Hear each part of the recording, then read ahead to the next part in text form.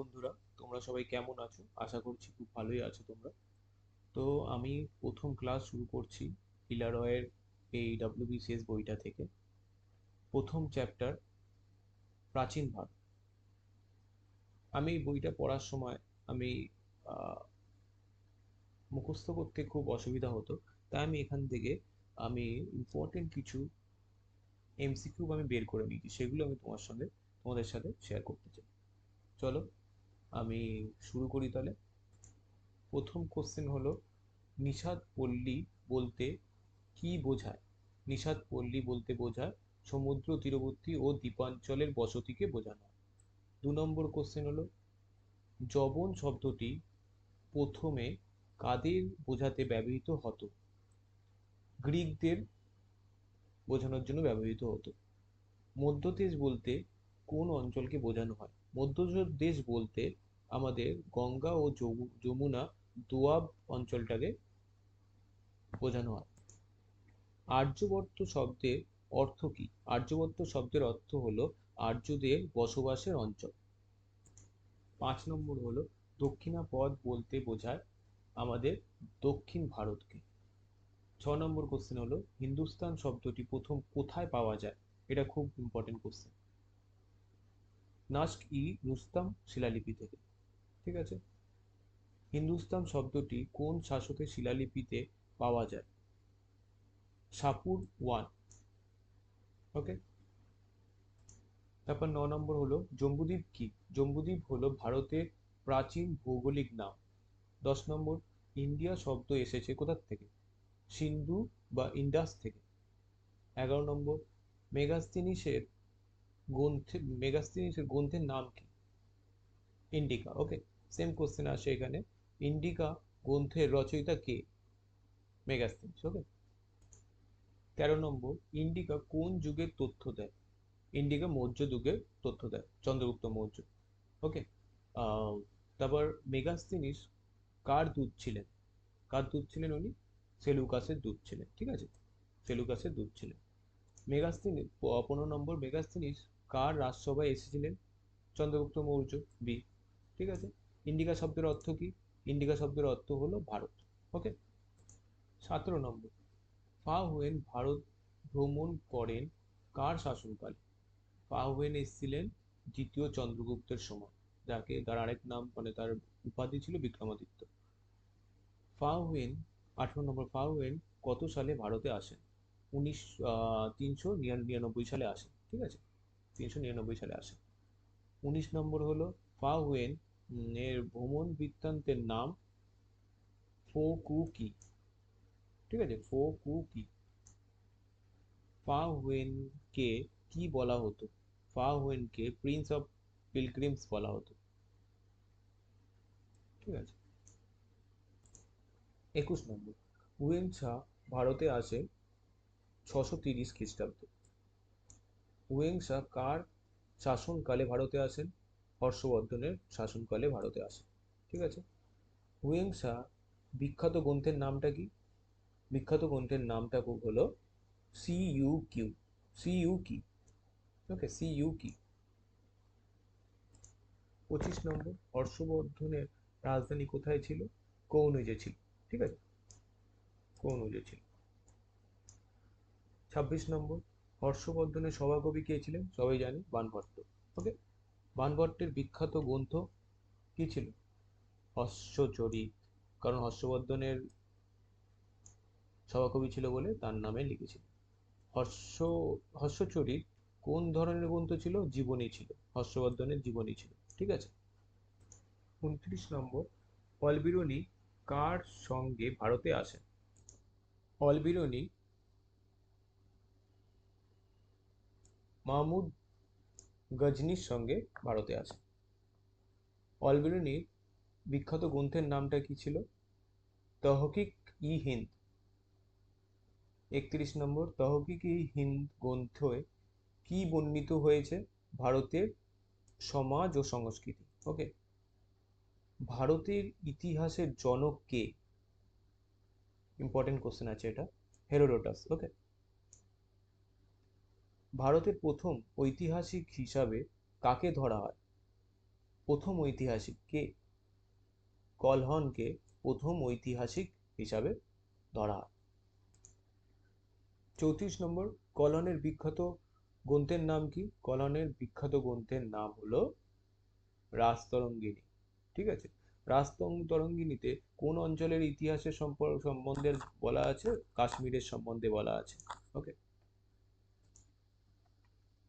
গার্গী সংহিতা কোন ভাষায় রচিত? গার্গী সংহিতা আমাদের সংস্কৃত ভাষায় রচিত। ঠিক আছে। মহাভাষ্য গ্রন্থটি রচয়িতা কে? পতঞ্জলি। ঠিক আছে, মহাভাষ্য গ্রন্থটির রচয়িতা হলো পতঞ্জলি। পতঞ্জলি মহাভাষ্য কোন গ্রন্থের ভাষ্য, মানে কোন গ্রন্থ থেকে এটা সহজভাবে লেখা হয়েছে পতঞ্জলিটাকে? এটা হলো অষ্টাধ্যায়। অষ্টাধ্যায়। মলিন্দ পঞ্ঝা গ্রন্থটি কার প্রশ্নোত্তর? মেনান মেনান্দার ও নাগসেনের। ঠিক আছে। মলিন্দ পঞ্জা কোন ভাষায় রচিত? পলি ভাষায় রচিত। ওকে। মুদ্রারাক্ষস গ্রন্থটির রচয়িতা কে? বিশাখ দত্ত। মুদ্রারাক্ষস গ্রন্থে কার রাজসভা বর্ণিত রয়েছে বা হয়েছে? এখানে হয়েছে বি, চন্দ্রগুপ্ত মৌর্যের রাজসভায়। মৎস্যকটিক গ্রন্থের রচয়িতা কে? শূদ্রক। মৎস্যকটিক নাটকের ইংরেজি নাম কি? লিটিল ক্লেকার। মৎস্যকটিক নাটকের নায়ক কে? চারু দত্ত। ওকে, চারু দত্ত। অষ্টাধ্যায়ী কার রচনা? কার রচনা এটা? পাণিনির রচনা। ঠিক আছে, পাণিনির রচনা। অস্ত্রশস্ত্র সবাই জানি কৌটিল্য। বুদ্ধচরিত গ্রন্থটি কার লেখা? বুদ্ধচরিত লেখা হলো অশ্বঘোষের। ওকে। রামচরিত রামচরিত ওকে, রামচরিত হলো ছন্দাকার নন্দী, আর রামচরিত মানস যদি থাকে তখন হবে তোমার,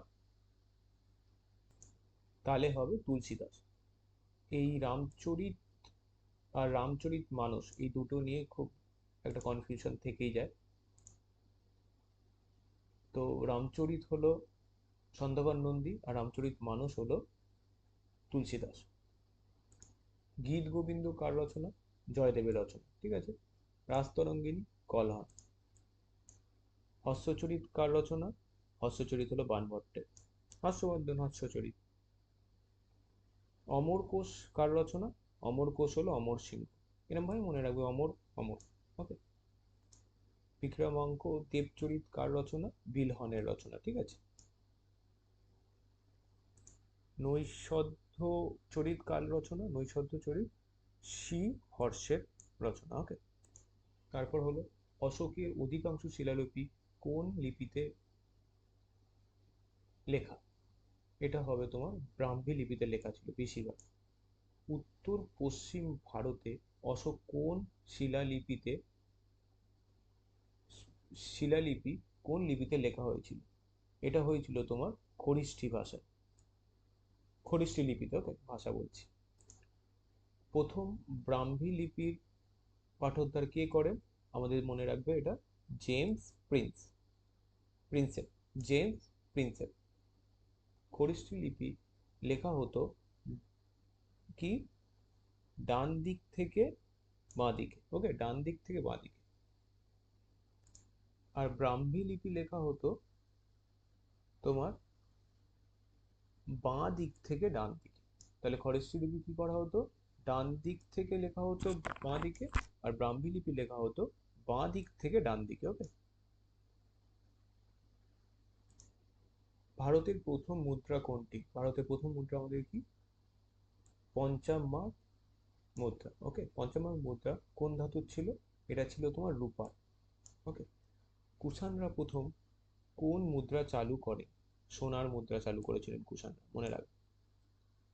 গুপ্ত যুগের সর্বাধিক প্রচলিত মুদ্রা হলো সোনার।